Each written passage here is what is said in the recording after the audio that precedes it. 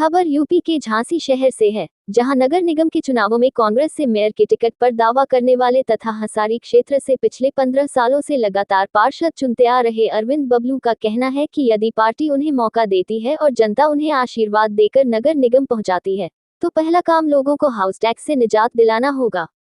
उन्होंने कहा कि मनमाने ढंग से हाउस टैक्स को बढ़ा दिया गया है, जिससे आम जनता बेहद परेशान है। यदि उन्हें मौका मिला तो सबसे पहले हाउस टैक्स को आधा किया जाएगा और उसी में वाटर टैक्स तथा डोर टू डोर कूड़ा कलेक्शन का चार्ज भी शामिल होगा। अरविंद बबलू का कहना है कि शहर की सबसे बड़ी समस्या पार्किंग की है, जिसकी वजह से महानगर का यातायात पटरी से उतरा रहता है। पिछले 5 साल में नगर निगम ने स्मार्ट सिटी के नाम पर केवल लाइट लगवाने के अलावा और कुछ नहीं किया। लाइट लगने से कोई भी महानगर स्मार्ट नहीं होता, बल्कि महानगर तब स्मार्ट होता है जब आम जनता को उसकी मूलभूत सुविधाएं मिलती है। इसलिए सबसे पहला काम पूरे महानगर में पार्किंग स्पॉट्स को चिन्हित कर उन्हें पार्किंग एरिया के रूप में डेवलप करना होगा। अरविंद बबलू का कहना है कि उन्होंने मेयर का टिकट केवल इसलिए मांगा है क्योंकि वह पिछले 5 साल से लगातार क्षेत्र की जनता की सेवा कर रहे हैं। अब वह चाहते हैं कि पूरे महानगर की जनता की सेवा करें। झांसी से दीप न्यूज के लिए दीपक चंदेल की रिपोर्ट। जैसे कि मैं 15 साल से पार्षद के रूप में हसारी की सेवा कर रहा हूँ। आप हमारे क्षेत्र में कहीं भी जानकारी कर सकते हैं कि कोई भी व्यक्ति आता है तो निराश नहीं लौटता हमारे इधर से, चाहे मेरे भाई हों, चाहे मेरे पिताजी हों, कोई भी हो, उस व्यक्ति का काम निरंतर होता है। जिस प्रकार मैंने अपने वार्ड की सेवा की है, उसी प्रकार मैं झांसी की सेवा करना चाहता हूँ।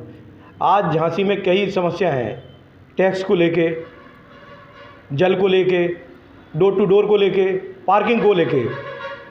देखा जाए तो स्वाभाविक रूप से है कि नगर निगम में ही जलकर और सारे डिपार्टमेंट होने चाहिए, जल आपूर्ति जैसे, पर सब जगह अलग अलग हैं और लोग परेशान हो रहे हैं। किराया कर भी अत्यधिक लगा हुआ है। मेरा मानना है कि यदि झांसी की जनता हमें नगर निगम में पहुंचाती है तो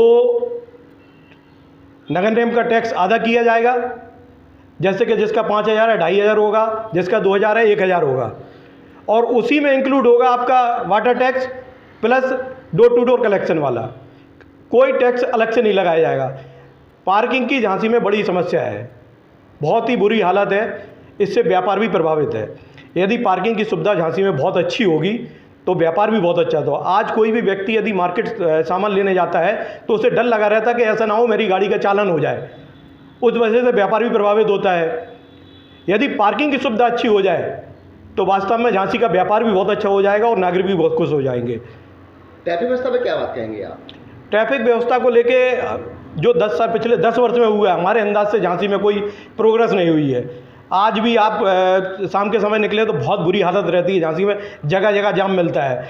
कहीं भी नगर निगम के द्वारा पार्किंग स्पॉट नहीं बनाए गए, जबकि झांसी में स्मार्ट सिटी के नाम पे बहुत काम हो रहा है। सिर्फ स्मार्ट झांसी को लाइटों के द्वारा बनाया जा रहा है, अन्यथा और किसी चीज़ में झांसी का विकास नहीं हो रहा है।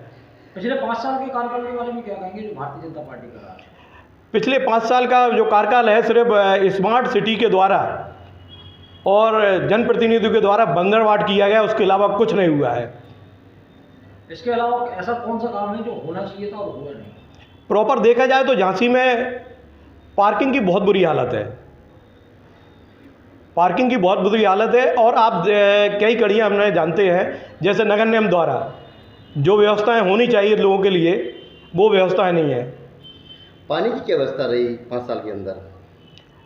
पानी की बहुत क्षेत्रों में अभी भी बहुत बुरी हालत है।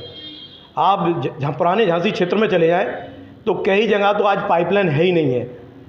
अब आनन फानन में सरकार उसको तुरंत कर रही है क्योंकि चुनाव आ रहे हैं नज़दीक। 10 साल से ना चुनाव सरकार ने बिल्कुल होश नहीं लिया है किसी भी चीज़ पे। शिक्षा को लेकर क्या कहेंगे आप? शिक्षा की व्यवस्था झांसी में जिस प्रकार से होने चाहिए तो उस हिसाब से नहीं है। सरकार को सिर्फ एक कोर्स रखना चाहिए, प्राइवेट स्कूलों पर लगाम लगानी चाहिए, जो सरकार की तरफ से बिल्कुल नहीं है। देखा जाए तो कोरोना काल में भी लोगों की 2 या 3 महीने की जो फीस माफ़ होनी थी वो फीस माफ़ नहीं हुई, पर सरकार ने उस पर बिल्कुल कोई भी पहल नहीं की।